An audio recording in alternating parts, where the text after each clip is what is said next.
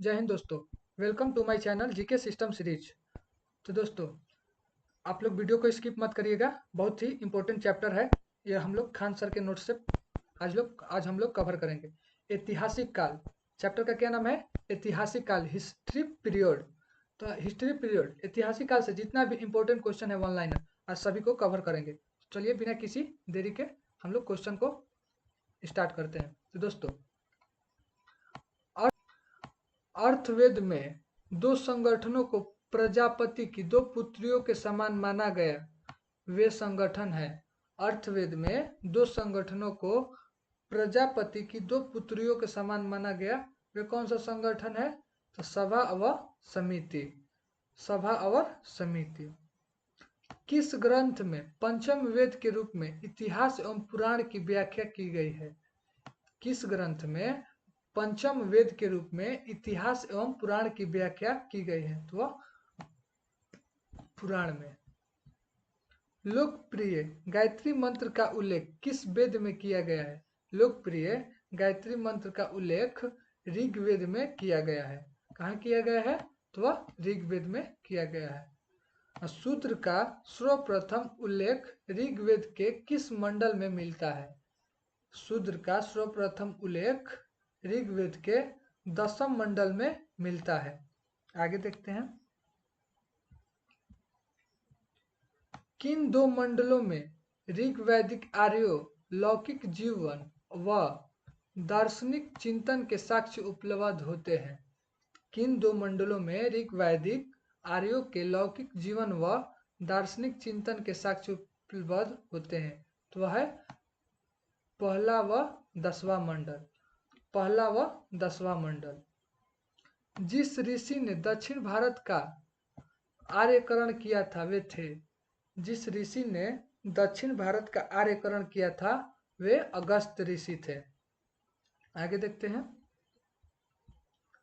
वैदिक समाज का 4 वर्णों में विभाजन का स्पष्ट उल्लेख किस ग्रंथ में प्राप्त होता है? वैदिक समाज का 4 वर्णों में विभाजन का स्पष्ट उल्लेख किस ग्रंथ में प्राप्त होता है? तो ऋग्वेद का पुरुष सूक्त में। ऋग्वेद का पुरुष सूक्त में। वैदिक आर्यों द्वारा उत्पादित सबसे प्रमुख खदान था? वैदिक आर्यों द्वारा उत्पादित सबसे प्रमुख खदान क्या था? यव। यव मतलब क्या होता है? जौ। आगे देखते हैं। पुनर्जन्म के सिद्धांत का प्रथम स्पष्ट साक्ष्य किस ग्रंथ में प्राप्त होता है? पुनर्जन्म के सिद्धांत का प्रथम स्पष्ट साक्ष्य किस ग्रंथ में प्राप्त होता है? तो बृहदारण्यक उपनिषद में मिलता है। किस अधिकारी को राजनिर्माता के रूप से जाना जाता था? किस अधिकारी को राजनिर्माता के रूप से जाना जाता था? तो ग्रामीण, ग्रामणी। आगे देखते हैं। ऋग्वैदिक काल के लोग इंद्र का किस प्रयोजन से आवाहन करते थे? ऋग्वैदिक काल में लोग इंद्र का किस प्रयोजन से आवाहन करते थे? तो भौतिक सुख एवं विजय के प्रयोजन में आवाहन करते थे। किस वेद पर विद्वानों द्वारा सर्वाधिक भाष्य लिखे गए हैं? किस वेद में विद्वानों द्वारा सर्वाधिक भाष्य लिखे गए हैं? तो वह यजुर्वेद पर। वैदिक साहित्य में अर्थवेद को क्या कहा गया है? वैदिक साहित्य में अर्थवेद को क्या कहा गया है? ब्रह्मा वेद। क्या कहा गया है? ब्रह्मा वेद। आगे देखते हैं दोस्त। ऋग्वेद में यमुना का कितनी बार उल्लेख मिलता है? ऋग्वेद में यमुना का 3 बार उल्लेख मिलता है। वैदिक काल में मुख्य विवाह संस्कार कहलाता था। वैदिक काल में मुख्य विवाह संस्कार कहलाता था पाणिग्रहण। क्या कहलाता था? पाणिग्रहण। किसने उल्लेख किया है कि ब्राह्मण को वसंत में, क्षत्रिय को ग्रीष्म में, वैश्य को शीत में और रथकार को वर्षों में अग्निहोत्री करना चाहिए? किसने उल्लेख किया है कि ब्राह्मण को वसंत में, और क्षत्रियों को ग्रीष्म में और वैश्यों को शीत में और रथकार को वर्षों में अग्निहोत्री करना चाहिए। तो तैत्तिरीय ब्राह्मण में कहा किया गया है? तैत्तिरीय ब्राह्मण में। किस विवाह के अंतर्गत कन्या के पिता अथवा उसके संबंधी द्वारा धन लेकर कन्या का विवाह करना आता है? असुर में। किस विवाह के अंतर्गत कन्या के पिता अथवा उसके संबंधी द्वारा धन लेकर कन्या का विवाह करना आता है? तो असुर में। आगे देखते हैं, किस वेदांग से हमें शब्दों की व्युत्पत्ति के संबंध में पता चलता है? किस वेदांग में हमें शब्दों की व्युत्पत्ति के संबंध में पता चलता है? तो निरुक्त। ऋग वैदिक सभ्यता मुख्यतः किन क्षेत्रों में केंद्रित थी?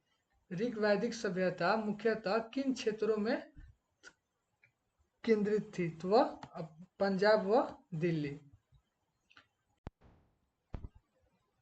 ऋग्वेद में 10वें मंडल में किसका उल्लेख पहली बार मिलता है? ऋग्वेद में 10वें मंडल में किसका उल्लेख पहली बार मिलता है? तो शूद्र।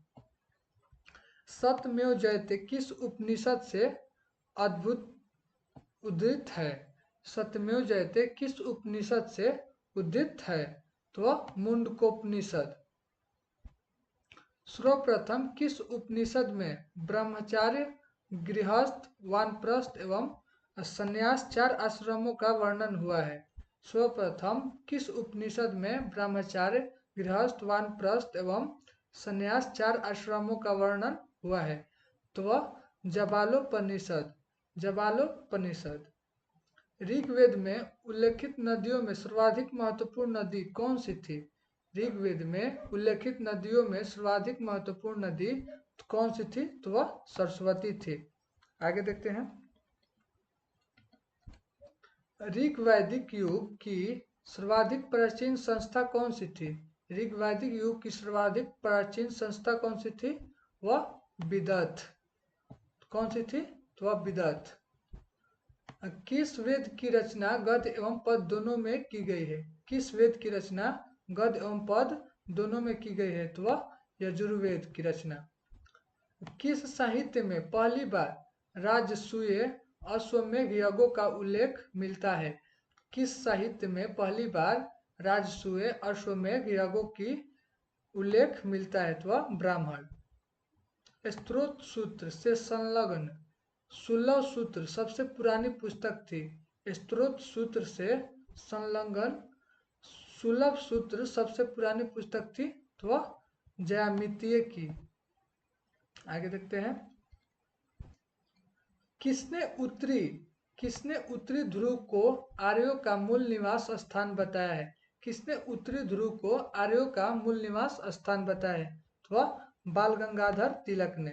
किसने? बाल गंगाधर तिलक ने। प्रारंभिक वैदिक समाज मुख्यतः किस पर आधारित था? अब प्रारंभिक वैदिक समाज मुख्यतः किस पर आधारित था? तो पशुपालन पर। ऋग्वेद में एक स्थान पर 10 राजाओं के युद्ध का उल्लेख हुआ है जिसे दशराग्य युद्ध कहा गया है। यह युद्ध किस नदी के तट पर लड़ा गया था? ऋग्वेद में एक स्थान पर 10 राजाओं के युद्ध का उल्लेख हुआ है जिसे दशराग्य युद्ध कहा गया है। यह युद्ध किस नदी के तट पर लड़ा गया था? तो यह रावी नदी के तट पर लड़ा गया था। आगे देखते हैं, मानसेहरा, शहबाजगढ़ी, बोगजकोई तथा जूनागढ़ अभिलेखों में से वह जो ईरान से भारत में आर्यों के आने की सूचना देता है वो कौन है? तो वह बाजकोई। मानसेहरा, उसके बाद जो है शहबाजगढ़ी, बोगजकोई तथा जूनागढ़ अभिलेखों में से वह जो ईरान से भारत में आर्यों के आने की सूचना देता है वह कौन था? बोगजकोई। शंकराचार्य यानी बेसेंट विवेकानंद तथा बाल गंगाधर तिलक में से वह जिसने आर्यों को आर्ध देश के बारे में लिखा था वह कौन थे? तो बाल गंगाधर तिलक थे। अब पुरुष में का उल्लेख हुआ है, अब पुरुष में का उल्लेख हुआ है शतपथ ब्राह्मण में। शतपथ ब्राह्मण में उल्लेखित राजा विदेह माधव से संबंधित ऋषि थे। शतपथ ब्राह्मण में उल्लेखित राजा विदेह माधव से संबंधित ऋषि थे। तो कौन ऋषि थे? तो ऋषि गौतम राहुगढ़, ऋषि गौतम राहुगढ़। आगे देखते हैं। गोत्र शब्द का प्रयोग सर्वप्रथम हुआ था। गोत्र शब्द का प्रयोग सर्वप्रथम ऋग्वेद में हुआ था। गोत्र प्रथा की संस्थापना हुई थी। गोत्र प्रथा की संस्थापना हुई थी उत्तर वैदिक काल में। कब हुआ था? उत्तर वैदिक काल में। ऋग्वेद काल में जनता मुख्यतः विश्वास करती थी। ऋग्वेद काल में जनता बलि एवं कर्मकांड पर विश्वास करती थी। सिंधु, सरस्वती, वितस्ता तथा यमुना में से वह नदी जिसे ऋग्वेद में मातृत्मा, देवीत्मा एवं नदीत्मा के रूप में संबोधित किया गया। सिंधु, सरस्वती, वितस्ता तथा यमुना में से वह नदी जिसे ऋग्वेद में मातेत्मा, देवीत्मा, नदीत्मा के रूप में संबोधित किया गया, वह कौन नदी थी? तो वह सरस्वती नदी थी। प्राचीन काल में आर्यों के जीविकोपार्जन का मुख्य साधन था। प्राचीन काल में आर्यों के जीविकोपार्जन का मुख्य साधन था शिकार। क्या था? तो शिकार था। दोस्तों, आप सबको वीडियो कैसा लग रहा है? आशा करते हैं कि अच्छा लग रहा होगा। तो आप लोग वीडियो को लाइक कर दीजिएगा और कमेंट करके ज़रूर बताइएगा कि वीडियो आप लोग को कैसा लग रहा है, और अपने दोस्तों के पास भी शेयर कर दीजिए ताकि उनको भी ऐतिहासिक काल से पूरा जितना भी क्वेश्चन का डाउट है वो क्लियर हो जाए। और आप लोग अगर चैनल पर नए हैं तो चैनल को सब्सक्राइब कर लीजिएगा। आगे देखते हैं दोस्तों। गायत्री मंत्र की रचना की थी। गायत्री मंत्र की रचना किसने की थी? तो विश्वामित्र ने। अब पुराणों की संख्या है, पुराणों की कितनी संख्या है? तो 18 है। श्रीमद् भगवत गीता में, श्रीमद् भगवत गीता मौलिक रूप से लिखी गई थी। श्रीमद् भगवत गीता जो लिखी गई थी मौलिक रूप से, वह संस्कृत में लिखी गई थी। महाभारत मूलतः जानी जाती थी, महाभारत मूलतः जानी जाती थी जय संहिता के रूप में, जय संहिता के रूप में। हिंदू पौराणिक कथा के अनुसार समुद्र मंथन हेतु जिस सर्प ने रस्सी के रूप में स्वयं को प्रस्तुत किया वह है। हिंदू पौराणिक कथा के अनुसार समुद्र मंथन हेतु जिस सर्प ने रस्सी के रूप में स्वयं को प्रस्तुत किया वह वासुकी, वासुकी। उपनिषद में ऋग्वेद की मूल लिपि थी। उपनिषद में ऋग्वेद की मूल लिपि थी ब्राह्मी। वैदिक कर्मकांड में होता का संबंध है, वैदिक कर्मकांड में होता का संबंध है ऋग्वेद से। अवेस्ता और ऋग्वेद में समानता है। अवेस्ता संबंधित है, कहाँ से संबंधित है? तो ईरान से संबंधित है। आगे देखते हैं। अधन्या माना गया है, अधन्या माना गया है किसको? गाय को। ऋग्वैदिक काल के प्रारंभ में महत्वपूर्ण मूल्यवान संपत्ति समझा जाता था। ऋग्वैदिक काल के प्रारंभ में महत्वपूर्ण मूल्यवान संपत्ति समझा जाता था किसको? गाय को। संस्कारों की संख्या है, संस्कारों की कितनी संख्या है? तो 16 है, 16। जीविकोपार्जन हेतु वेद वेदांग पढ़ाने वाला अध्यापक कहलाता था। जीविकोपार्जन हेतु वेद वेदांग जो पढ़ाते वाले शिक्षक थे उसको क्या कहलाता था? तो उपाध्याय, उपाध्याय। वैदिक युग में प्रचलित लोकप्रिय शासन प्रणाली थी। वैदिक युग में प्रचलित लोकप्रिय शासन प्रणाली थी वंश परंपरागत राजतंत्र। क्या थी? वंश परंपरागत राजतंत्र। आगे देखते हैं। सभा और समिति को प्रजापति की दो पुत्रियों कहा गया है। सभा और समिति को प्रजापति की दो पुत्रियों कहा गया है। कहाँ कहा गया है? तो अर्थवेद में। आयुर्वेद अर्थात जीवन का विज्ञान का उल्लेख सर्वप्रथम मिलता है। आयुर्वेद अर्थात जीवन का विज्ञान का उल्लेख सर्वप्रथम कहाँ मिलता है? अर्थवेद में। सर्वाधिक ऋग वैदिक सूक्त समर्पित है। सर्वाधिक ऋग वैदिक सूक्त समर्पित है। किसको समर्पित है? तो इंद्र को। ऋग्वेद में इंद्र के बाद सर्वाधिक संख्या में मंत्र संबंधित है।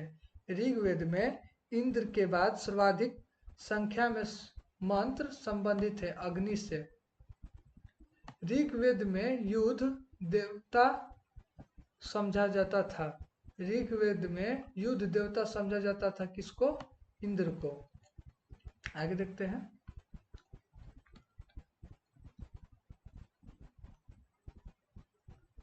पूर्व वैदिक आर्यों का सर्वाधिक लोकप्रिय देवता था। पूर्व वैदिक आर्यों का सर्वाधिक लोकप्रिय देवता था कौन था? इंद्र। गायत्री मंत्र के नाम से प्रसिद्ध सर्वप्रथम मिलता था। गायत्री मंत्र के नाम से प्रसिद्ध मंत्र सर्वप्रथम मिलता था कहाँ? ऋग्वेद में। कहाँ मिलता था? तो ऋग्वेद में। दोस्तों आप लोग वीडियो कैसा लगा? उम्मीद करते हैं कि वीडियो अच्छा लगा होगा। ऐसे ही आप लोग हमारे वीडियो में बने रहे। आप लोग को हर एक टॉपिक का आप लोग का क्वेश्चन आंसर प्रोवाइड किया जाएगा और आप लोग का डाउट को क्लियर किया जाएगा। तो दोस्तों वीडियो को लाइक कर दीजिएगा और कमेंट करके ज़रूर बताइएगा कि वीडियो कैसा लगा, और अपने दोस्तों के पास शेयर कर दीजिएगा। और चैनल पर नए हैं तो चैनल को सब्सक्राइब कर दीजिएगा। तो मिलते हैं नेक्स्ट वीडियो में। जय हिंद दोस्तों।